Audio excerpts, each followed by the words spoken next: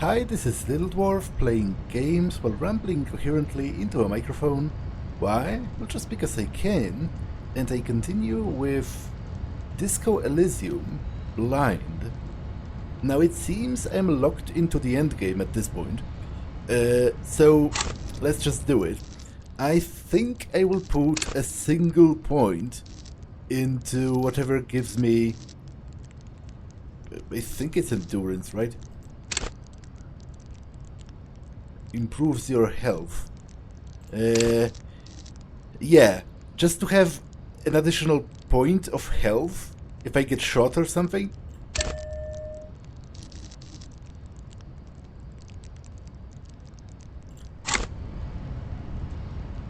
And apart from that, I will also equip the armor, because obviously that seems like a smart thing to do.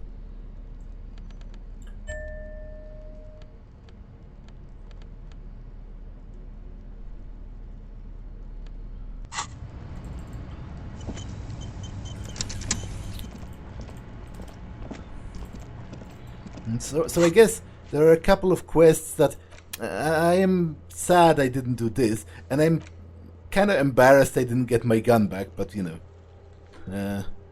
things like that will happen when you play a game for the first time. You just don't know which way is it going to roll.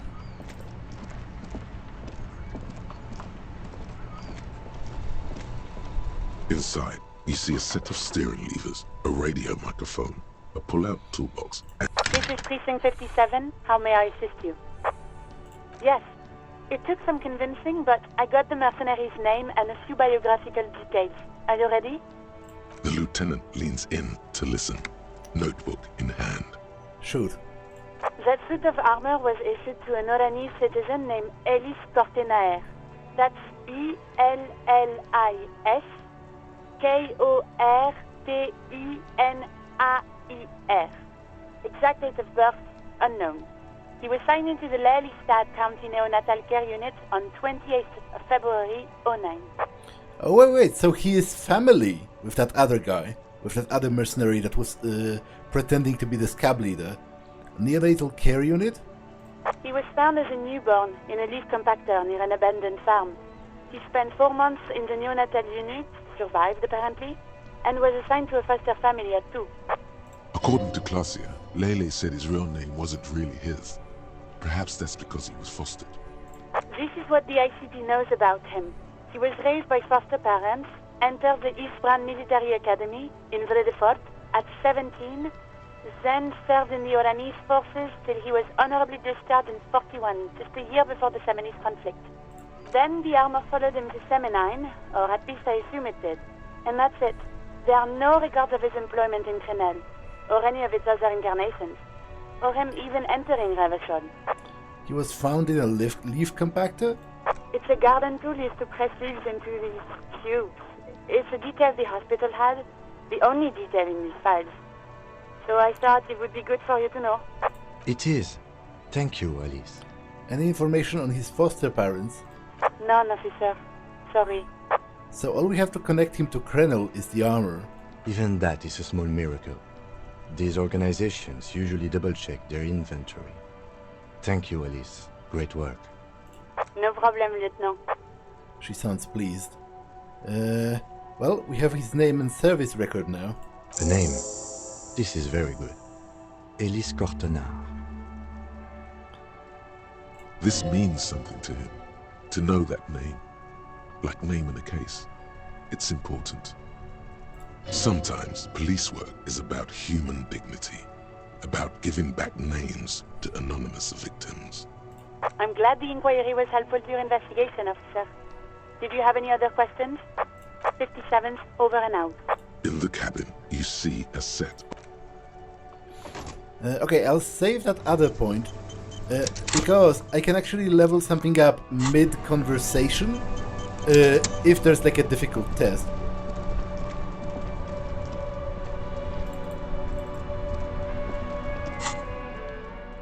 So I think I'm ready, or as ready as I can be anyway.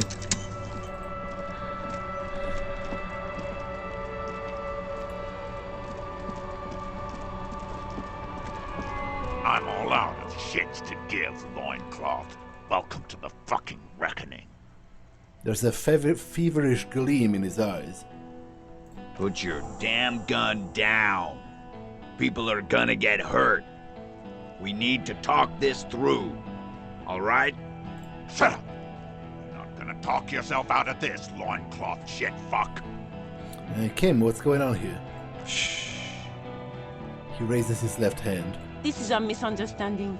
Nothing irreversible has happened yet. You can just return to your unit and forget all about this. The Kipt is merciful, willing to spare us if we just forget about our murdered and humiliated commander. I think we should just kill everyone, Corty. Her tone is frighteningly emotionless. You are all drunk. Come to your senses. You won't gun down 7 people in the middle of the street. This isn't a frontier town or a jungle outpost. She sounds very sure of herself. Easy, Lizzie. Let me handle it. I know guys like this. I'm sure we can come to a peaceful agreement. Ain't that right, fellas? Peaceful. It sounds like the armored figure is weeping. Fuck, there's the third one. How did we miss something like this? The lieutenant points at the helmeted figure. The lieutenant is genuinely worried for his life. You should consult him before getting in there. The big one is the mercenary at the gates, the scab leader. If this turns into a firefight, we should take him out first. A sound strategy. He's the leader. What do we do? My plan is not to get killed, but we have to intervene. Stop, this is the police. Get between them.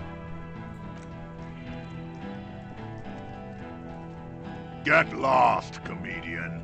You cops had your chance. Now it's fucking time for some justice. He licks his lips, waving his gun at the crowd. Losing his balance for a moment, he staggers backward. I think he's calmed down a bit. Big fuck! Easy now. No one needs to die here today. Oh, people are gonna die today. We're not leaving it like this. These tribals hung him up for everyone to see.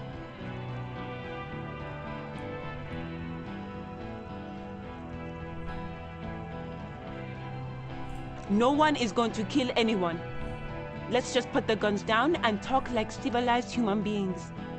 She doesn't seem to understand the severity of the situation. With a wordless gurgle, the killer loads his long rifle.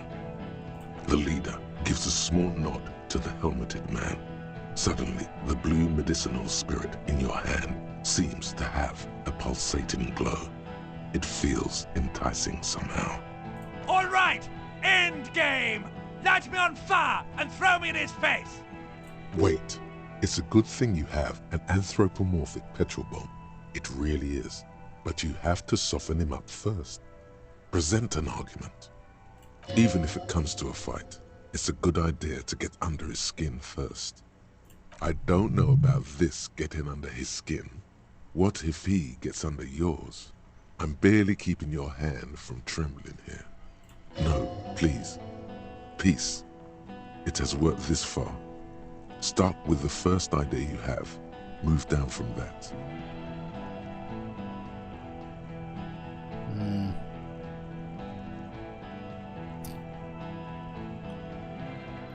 Think of an argument. This is a red check. All of them are red checks, but to be honest, I only fail on double ones, I think.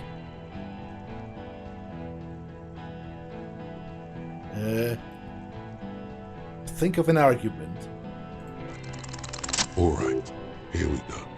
This is an illegal tribunal. Krenel would never sanction this. Who's the commanding officer? Take your pick. Really? None of this looks like it's going to do anything but piss him off.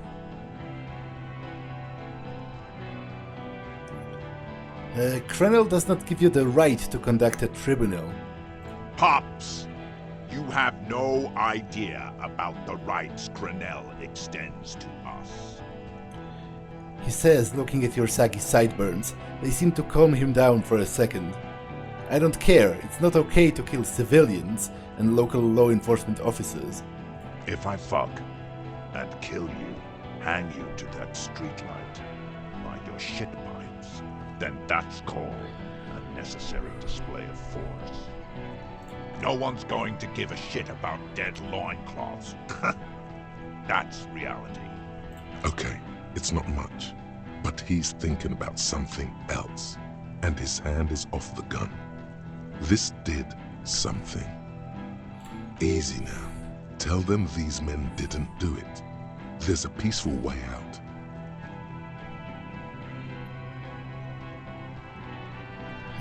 Talk about the hanged man. Her name is Alice Courtner, was fostered, had blue eyes. Dangerous. Ask about him first. You don't want personal facts about his dead friend coming out of your mouth. He has to start it. I knew you weren't a goddamn scab leader. Yeah, I don't fucking act so well.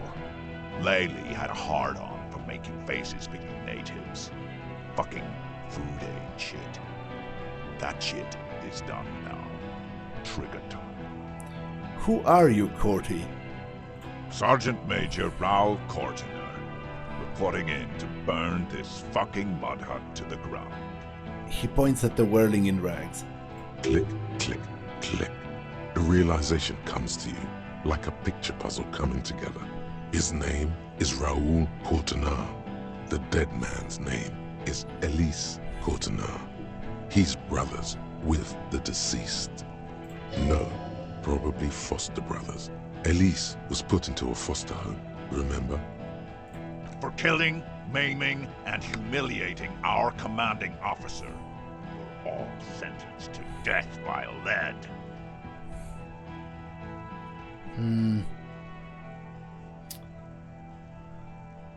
Banitel 41. The tree happened. Everyone's good, has good things about him. Courtner, I know that name. He had blue eyes, didn't he, your colonel? Or, I guess, this vaguely alludes to the fact they were brothers, because I don't know how close were they, although it seems pretty close by his reaction. Courtner, I know that name. He sways from left to right, inspecting you. Raoul and Alice Courtner look him in the eye. I'm sorry about your brother, Raoul. He wasn't my fucking brother. We just grew up on the same farm and got beat into place by the same sick fuck. You were foster brothers, I know that. You don't know shit. Lance Corporal, why don't you? He turns to the radio officer on the right. You lost him.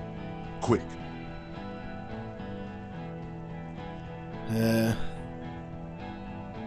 He had blue eyes, didn't he, your brother? Baby blue, yeah. Like someone fucked up and put a baby's eyes on a grown man. He smiles, pulling a face in a strange way. It was creepy, but bitches like that shit, I guess. Or, I don't know what bitches like. I just know how to mow down plots. Banitel 41, that really happened, didn't it? Our colonel did what he had to do. It was either one cunt or 100 of them. Rude here. He points to him. In your shit pipes, right in the fucker! He likes to fire mortars at random coordinates. Wipe out mud huts like that. When he gets bored, Laylee knew how to command. He was a good commander. I can see you miss him. Oh yeah! He would have commanded this fuckhell way better than I did. But that didn't happen, because Hayseed, Bill, and Tipsy the Kipt here He points at Titus and Eugene. fucking murdered him. Had him stink the village up for 2 weeks after. And you folks did nothing. He points at you. Listen, man. We told you we... Told us what? What did you say? Who said that? Tattoo fuck! You'll die first!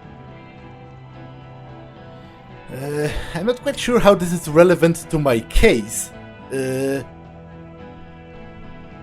But maybe I'll talk something about, oh, his birth parents didn't want him, but you were his, like, foster brother and whatever. His parents left him in a fucking leaf compactor. Who? Lately? Yes, when he was small, just an infant. We researched him. We contacted the ICP and looked at his birth records. That was in there. And other things. They fucking put Laylee in a leaf compactor, and now these cunts finished the job. He waves at the gang huddled by the doors. It's a mindfuck, Corty. He wasn't put in a leaf compactor. They're making it up to fuck with us. Major, permission to. Open fire. We can't have that. Interfere now. Everyone says good things about him. Actually, they don't. I haven't heard that many good things about him, but I might try to spin it. Like, at this point, I am totally prepared to lie if it's going to stop the bloodshed. Listen, your Lely. Everyone says good things about him. He was a talker. Fuck do you mean, talker? We've heard testimony. People say he was charismatic, a nice guy to be around. Yeah, he liked to chat up the natives. Share leaflets, squeeze a bit of kit tass here and there. Great fucking idea that turned out to be. He pointed to the yard. If Laylee was here, he would spare the lot of you. Maybe shoot one for show. But me, I'm not a big fan of public affairs, clay monkey. I'll gun every one of you down for what you did. Ready to open fire, Major. At your command. Your brother did not deserve to go out like that. I promise. I will find his killer. Find his killer? Cop, his killer stands right there, shitting his pants, and you're standing in the way, protecting him. He waves at the man behind you. I know what this tactic is, Silo Sam. You're gonna die for them. Right here. He stares at you, eyes pink from the alcohol.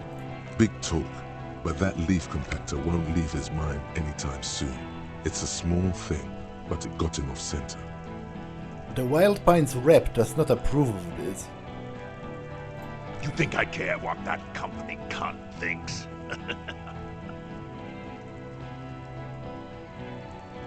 Wild Pines is not going to forgive you massacring a bunch of innocent people. The man stares at you with bloodshot eyes, a bull ready to charge. He's not listening, but looking for an opening. We're working together. She knew you're out of control, she told me. She's gone, you stupid fuck! Sailed off 5 minutes ago. She doesn't give a shit about you, Silos. He points to the sea. Stay cool!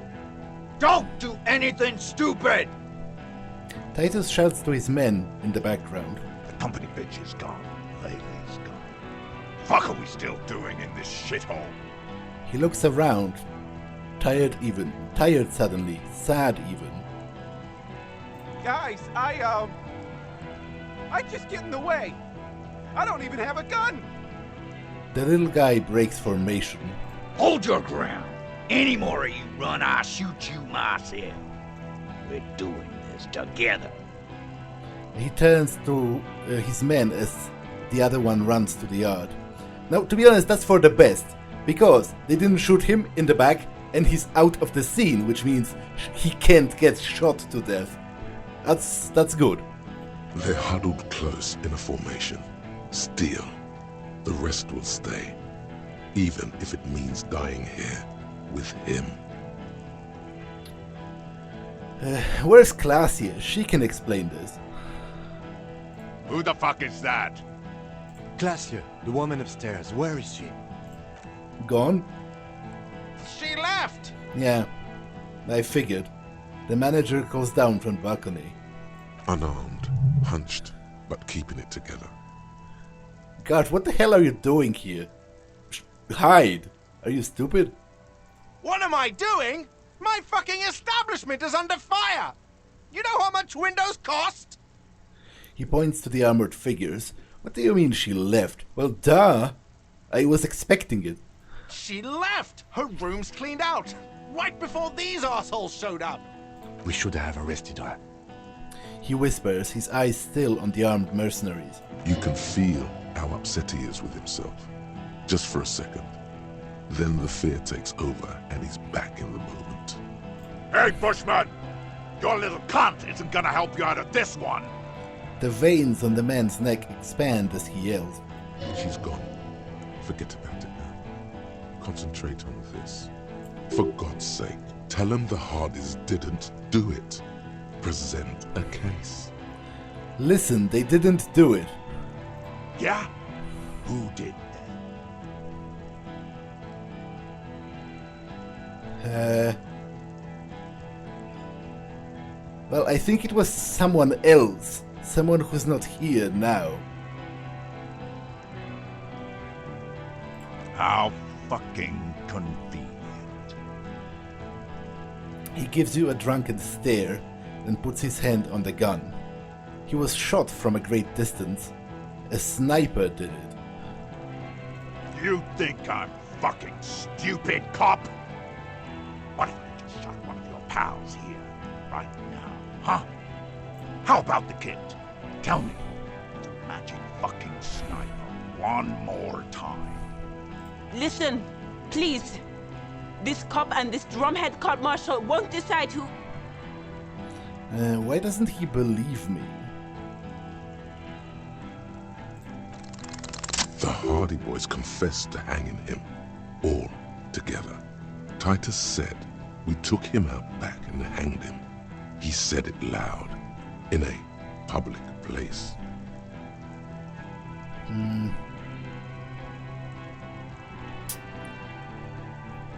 Listen, he was shot. He wasn't hanged.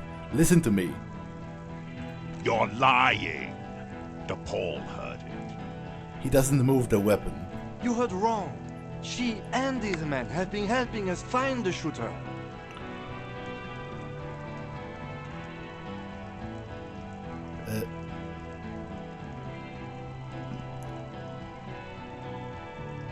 The hanging was only a cover-up. Listen. Fucking liars.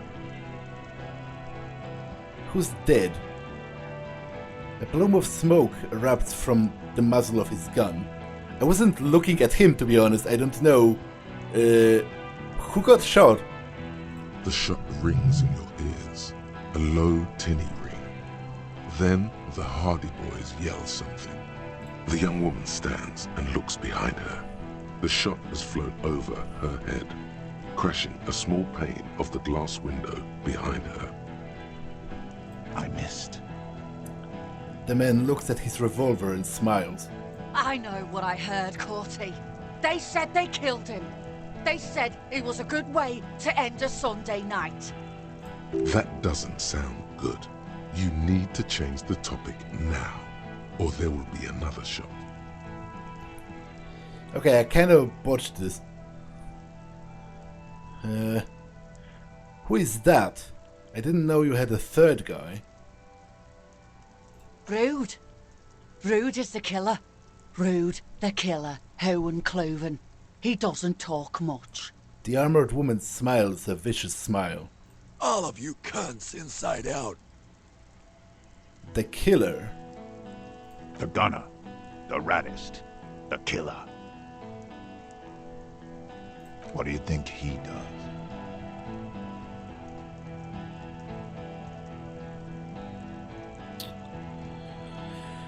You think you're real tough, huh? This killing is meaningless. Huh? He stares at you with his watery eyes. That struck some chord. A dark chord. What are we waiting for? Let's blow that pig fucking mouth off his face. Lance Corporal, just fucking shut up and wait for your order.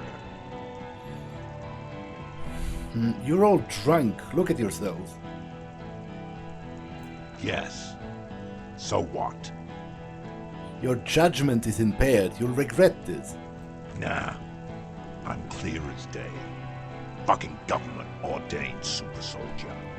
He wipes the sweat from his brow. Enough already! What is this? We didn't come here to fucking chat! The woman's voice is furious. Interrupt me again and I will execute you on the spot, Lance Corporal. The outburst is accompanied by a yellowish saliva around his mouth. Now, you got them both off-piste. He's foaming mad at her. Okay, hand-eye coordination, which is shit.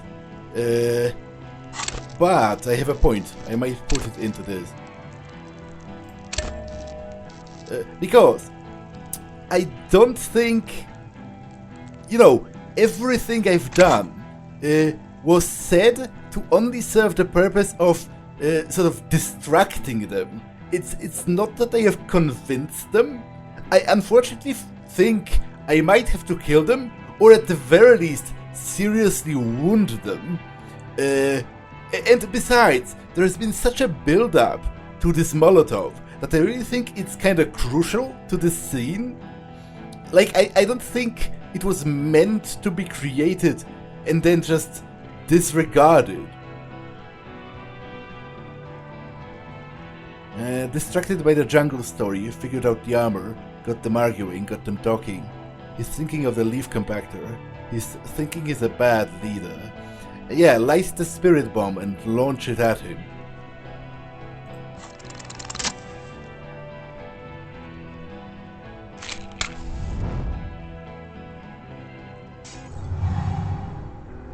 With a crash of shattering glass and a terrible roar, the fire draws in oxygen.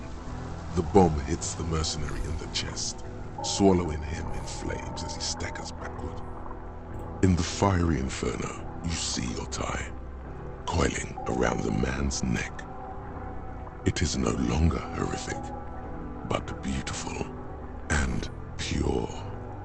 I only ever wanted you to have fun, Harry. It calls out to you one last time. Goodbye, Necktie. You were great. See you on the other side. The necktie disintegrates into molten heat, its last remaining embers letting out a pop and crack sound that sounds like... Harry, for God's sake! Watch out!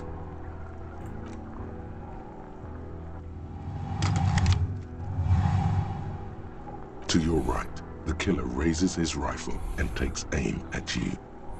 His moves are steady, but the long barrel of the rifle sways slowly. Okay, I can't heal in the middle of this. An Easter AR-FA-7, built for taking out light armored vehicles. It will devastate you. Yeah, but I do have the armor. Maybe it'll stop it. Where's Kim? From the corner of your eye, you see the lieutenant raise his pistol and aim it at Rude. He's trying to find a straight line of sight before the rifleman can take you out. Okay, in the background, the leader is still on fire. Reaction time, you say? I do have a skill point. I might as well. Reaction time.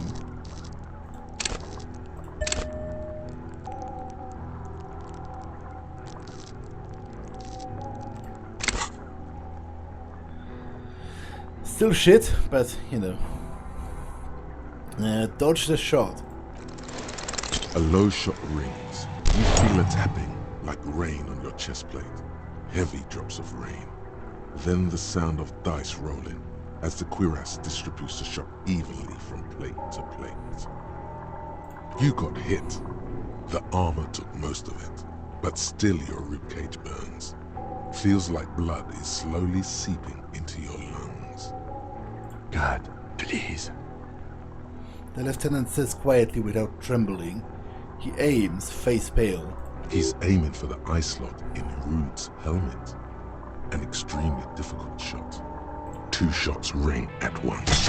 One from the lieutenant's pistol, and the other from DePaul's. It's aimed at the lieutenant, but it misses.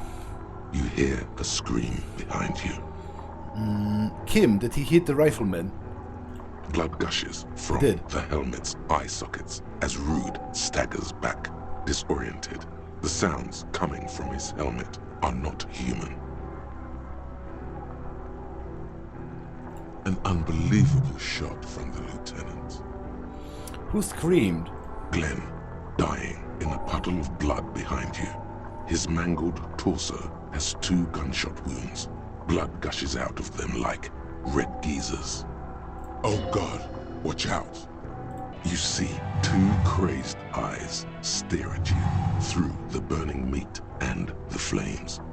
With his face boiling off, the man raises his pistol at you. Then he squeezes the trigger. Yeah, that's essentially only double sixes.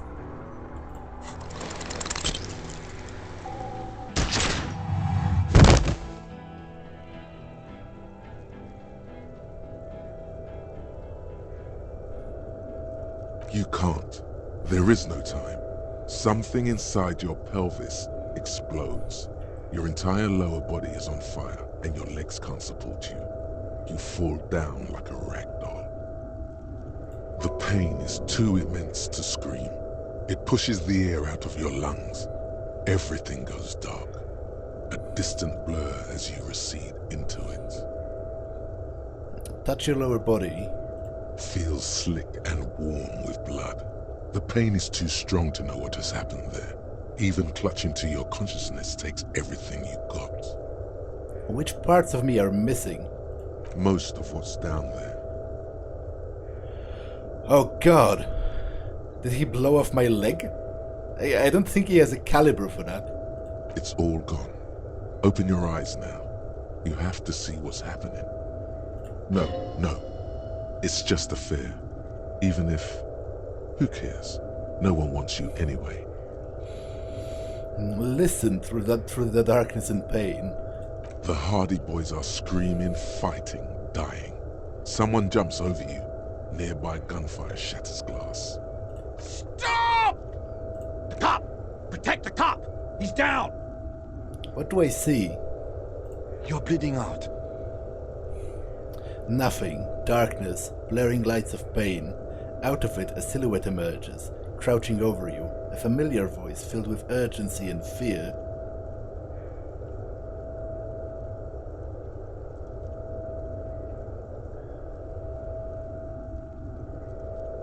There's a white shadow that smells like apricots, always there. That's about my ex-wife again, but gunned down in the line of duty.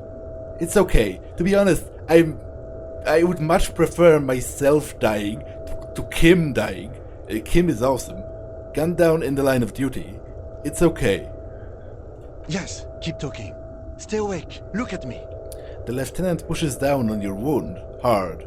But you can't. It's so hard. Your eyelids grow heavy, and the sounds ever more distant. And the cold comes over you. The lieutenant, too, is somewhere far away, almost gone. When suddenly, you sense something behind him. A slender white shadow cowering. Someone stands there, raising her pistol at him. The lieutenant does not see it. He's pushing down on your wound with both hands. Crap. I can't put any skill points into this, so... Kim truly trusts you, 72%. Don't fail me now, dies. If Kim dies, I am going to be pretty mad. No, Kim! No, you scream. Behind you, from your bloody lips, your eyes are full of fear. There is no room for hesitation. The lieutenant turns around and fires, his body falling on yours in the course of the motion. You hear a faint scream, a woman's. Then the sound disappears, like someone pressed stop on the tape. The woman is gone. So is Kim. Then the whole world. Fall into darkness. This is death. One more door, baby. One more door. Let me back into the fight. The fight? There is no fight. The fight is over. It was lost 1,000 years ago. You have laid here forever. Keep falling deeper. Take the door. He's not taking it. His body is not taking it. Oh God, no. He's not disintegrating. He's swelling up instead.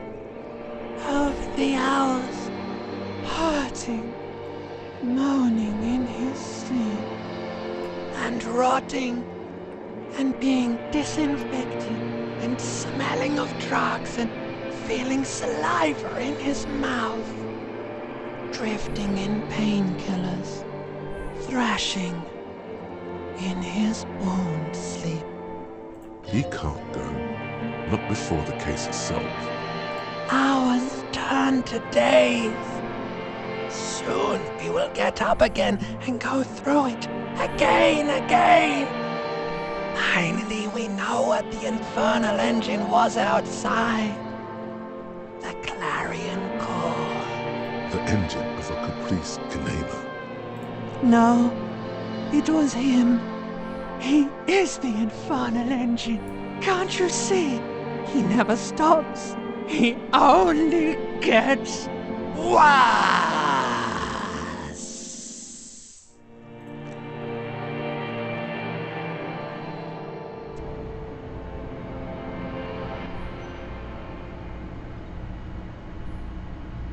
You see the lieutenant's familiar shape in the orange jacket. It turns double, then triple, from the pain. Kim, Sunrise, Parabellum. the lieutenant says. He's in the middle of a freshly cleaned room, with a fan above his head like a halo. His face is covered in bruises.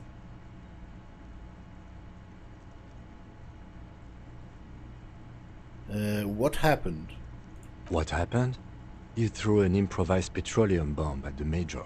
A firefight ensued. Is he dead? Very. He died in the hospital. A blood-stained killer. I'm a killer. You're an officer of the RCM. He continues without waiting for a reply. As retaliation, the rifleman tried shooting you. He hit the cuirass. I heard it go off. I was looking for a clear line of sight to him. I shot and wounded him, while Glenn took a bullet in the spine. It was meant for me. He did not survive. This is not the first person to die in his place. He goes on. Titus, Fat Angus, and Theo charged. Angus and Theo did not make it. They both died before they made it to intensive care. Titus survives. So do Alain and the musician. I forget his name. Eugene? Yes. He's still alive too. Alright. You were bleeding out. You said something, I don't know what. And you warned me. I was able to disarm Officer DePaul before she got the jump on me. Thank you. I killed her. And that's what happened. The lieutenant takes out a cigarette from his coat pocket and lights it. A bitter smell fills the room.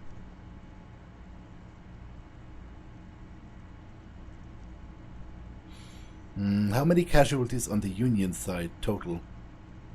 3. Glenn, Theo, Angus. The fat one, he took a lot of bullets. And Theo, he was just too old for combat. So that's almost half of them. I wonder if it could have gone better. Like, what would have happened if I didn't attack? But I think I had to. It was building towards it. I don't think they would have just let go. Especially because they were drunk. You know, drunken rage. And they're all dead, all 3 of the contractors? DePaul was the last to die. Everhart had their bodies returned to Cronel for a funeral. Company is yet to retaliate. Why? Because we deterred them? Or Joyce did? Maybe the harbor in full lockdown is too costly a target. Or maybe He breathes in the fumes, thinking. Maybe they are simply taking their time and will attack soon. I don't know. I thought you only smoked one a day. This is the one. So you also killed. He nods. And that's... all.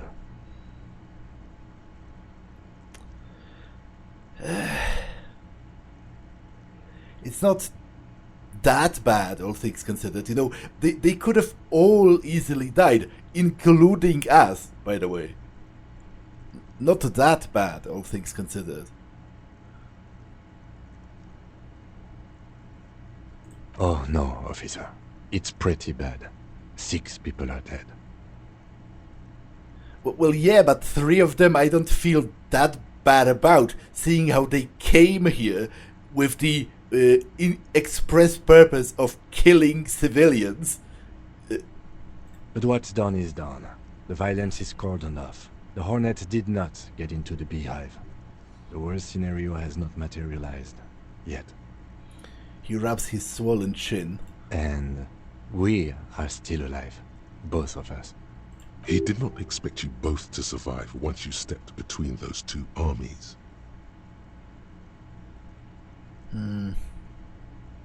Ouch. It's not ouch time yet. You just got the Dramamine pill an hour ago. Wait until it wears off. Dramamine? Then it's not that bad. Neither surgical nor organ damage bad, but still under the counter bad. The room is clean. Mr. Gart cleaned it. It took him an entire day. How long have I been out? 2 days, in and out. You've been up enough to take Dramamine and curse. And drink water. What piss jacket? I didn't... What? I didn't have a... I had a jacket, but I still have it. So, what's up with that? The piss jacket, Kim, you took it off? Yes. The joke wasn't funny anymore. I took it off. But there was no... What piss jacket are you even referring to? The close proximity of death must have made the lieutenant contemplate his life choices. He's done with the jacket. Is his jacket different? To be honest, I'm not looking at the characters half of the time because obviously I'm following, even though the text is read to me, I'm still following it. So my eyes are kind of glued to this side of the screen. I don't understand. What did you say? Sunrise? Sunrise Parabellum. Sunrise, prepare for war. It's an old revolutionary saying. Is it war today? The gates of the harbor are boarded up. The streets are a little more empty. Apocalyptic violence is yet to erupt, I am relieved to say. He looks out of the window. I think we may have held it off, for now. Barely. Good. Yes, we have also completely failed. But that's okay. Well, we haven't completely failed. Not everyone has died, and we haven't. We have kind of failed because we were supposed to stop the violence, which again, I'm interested to know if you could. Like, if anyone's watching, you might tell me at this point, because at the point you see this, I will have finished this game. How bad am I hurt? Reasonably bad. You were shot in the left quadriceps. That's your thigh. It appears no major arteries were nicked. The bullet was removed and a bacterial infection treated with mercurochrome. The bruising in your shoulder is negligible. The armor took the brunt of the fire. Can I walk? We will see. If it's possible, then by pure willpower alone, you are going to have to become a psycho-locomotor. Are you hurt? Not very. I have a concussion from that woman beating me with the butt of her gun. I tried to not move too much. Things would be worse if you didn't warn me. Thank you. I did not see her coming. Stupid of me. Has anyone from my station been to see me? No. A man and a woman sit in the front seat of an armored motor carriage. The woman is driving. The man lights a cigarette. Jean Vitmer is his name. The asphalt vanishes under the wheels of the machine.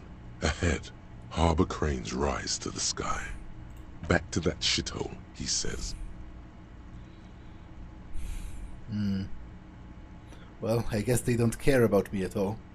I called your station after the fight. The injury was logged in. They told me they've sent officers to join you on the site. You haven't seen any, have you? I'm sure they're worried about you.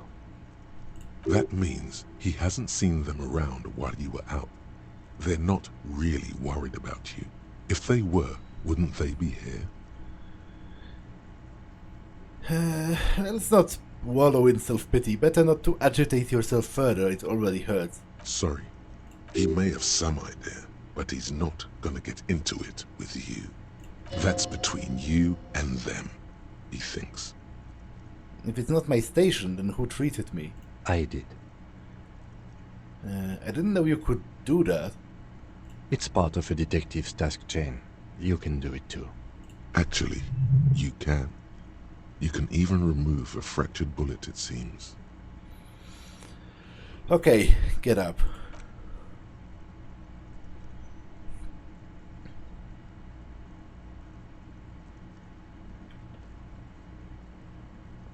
Easy now. The lieutenant turns double again before your eyes, an orange hue of pain. How are you?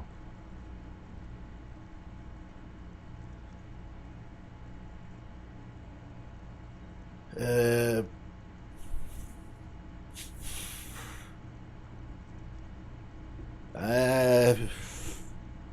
lieutenant looks at you, teetering on your feet. What happens now, Kim? I honestly don't know. But I don't know either. We can't talk to Everard. The harbor is in lockdown. Everyone in there is outside our grasp now. And Joyce has left too. Joyce is gone? Yes, she left yesterday morning. To meet the board of Wild Pines. Oh, that is what I've heard. There's a pin somewhere in the machine that keeps Connell from sending in a death squad. He looks out the window. Maybe it's her. Maybe she kept her hand. Either way, Ruby's gone. And Claudia too. We really should have arrested her, you know? You checked? She's really... Guard confirmed she left 20 minutes prior to the Tribunal showing up. Who did it then, Kim? Who killed the hanged man? I don't know. I think the theory you presented, it's someone else, outside our circle of suspects, was right. It better be. Everyone within the circle is either dead or gone. Honestly, I think our investigation has not produced a single credible suspect. An antique bullet from a Margrave, 446mm. How hard can it be to find one? How hard can it be? It's extremely easy. There are thousands lying around from the war, all completely unusable. It's precisely how easy it is that makes that bullet useless. There's still a 28% possibility that the shot came from a distance. We should go upstairs, rethink the ballistics in situ. I agree with this. What else? A slight nod, through some pain. See? There's that. You can do ballistics. This is because I'm La Puta Madre's peon, isn't it? Don't be narcissistic. Half the cops in Revachol West are his peonies. Even if you are, it is not a decisive factor in this case.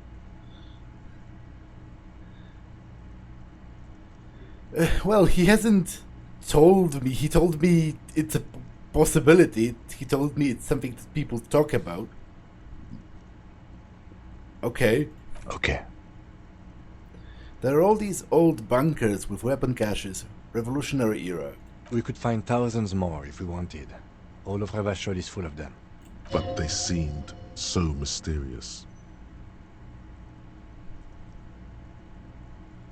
There's a little pause. He says nothing as well. You know what I think about solving crimes? He arches his brow. The ceiling fan patiently spins overhead.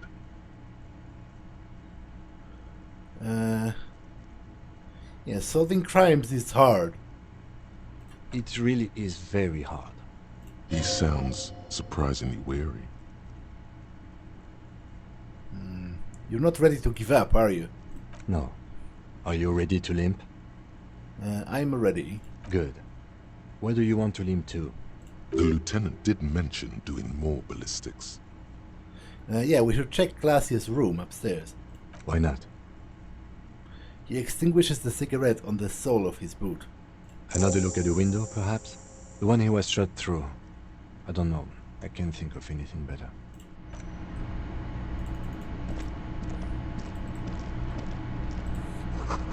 You see gleaming white enamel.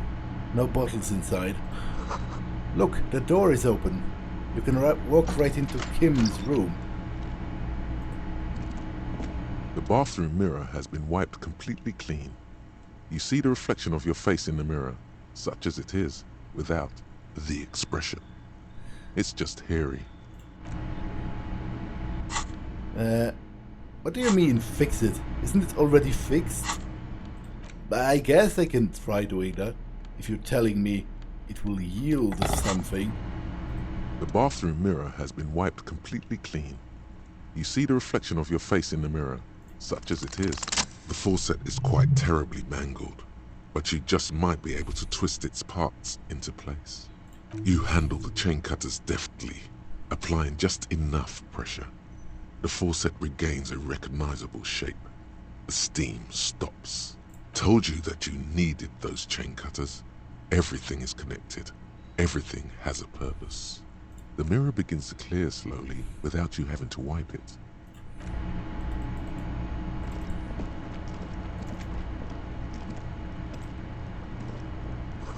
The Stereo 8 player has been reunited with its right speaker.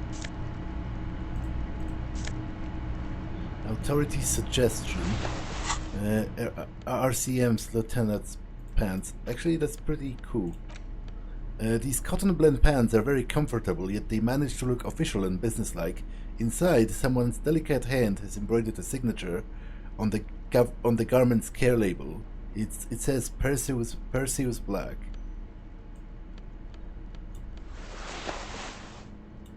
Well, I almost look like a normal person now. Almost. If it was not for this. Maybe I can find like a police hat.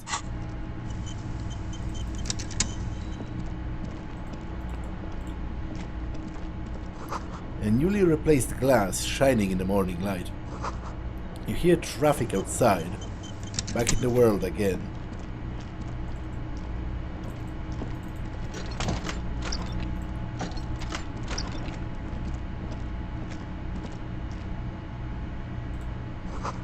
The alarm is set for 6:50 a.m.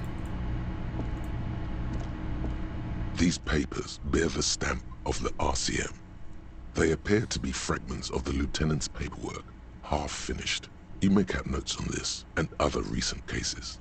I had Garth open the door to your room. You were running a low bacterial fever the first night. Thank you for keeping this thing alive a little longer. Point to yourself. It would have been easy were it not for my concussion. We both got lucky, considering the odds we faced. Let's go? Medicinal supply on the cupboard. Merochrome and something else.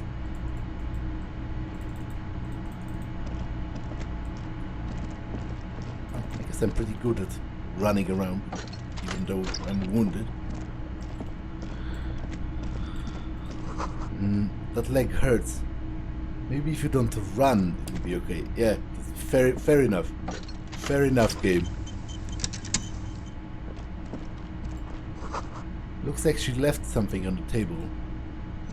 Next to the stack of bills, you see a note. A few lines jotted down in large, uneven handwriting, just as the writer was about to rush out the door. I'm sorry, I fucked everyone over. P.S. I didn't kill him. P.P.S. Gift upstairs. A gift? Seems she left in a hurry. It's hardly surprising. You look at her rough, jagged handwriting on the note. She was in a rush, but not panicked. Deliberate. Focused. What could this gift be? I am not drawing my gun. Yet. But I don't like gifts. Relax. Not everyone is out to trap you. Date of birth generator. You were born in the year 07. In the last year of the commune of Revachol, right before it fell, in the old military hospital on the ground floor, where people usually came to die during a snowstorm. The revolution had about 1 year left to go, and the fires were still burning bright. There were explosions in the blizzard. This was 44 years ago. You are 44 years old. The bloating might never leave your face, but beneath it, you still have some years. You still have some hope. -1 difficulty for all physique passives. That's pretty cool, because my physique is shit.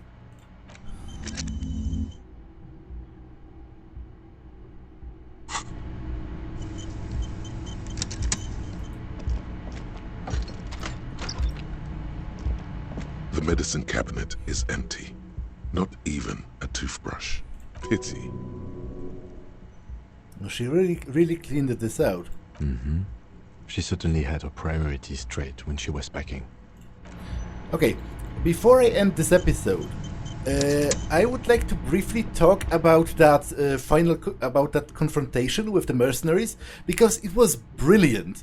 Like, the whole setup of this, you know, this simmering over the course of the whole game, those tensions rising up, and the music during it was also superb. Like, you know, I felt really tense, because that's just such a horrible situation to have hardened killers, you know, with automatic weapons on one side and civilians on the other. Like, it was kind of a bloodbath, but overall, I just liked how it was set up, and I liked the way it played out. I liked the ambience during it. I think it was a very sort of nicely done, very well set up, and very well executed. You know, I felt the payoff for that setup was definitely, you know, pretty well realized. And with that being said, this episode has been long enough, so I'm going to save and end it for now. That's all for this one, and I will see you in the next one. Bye.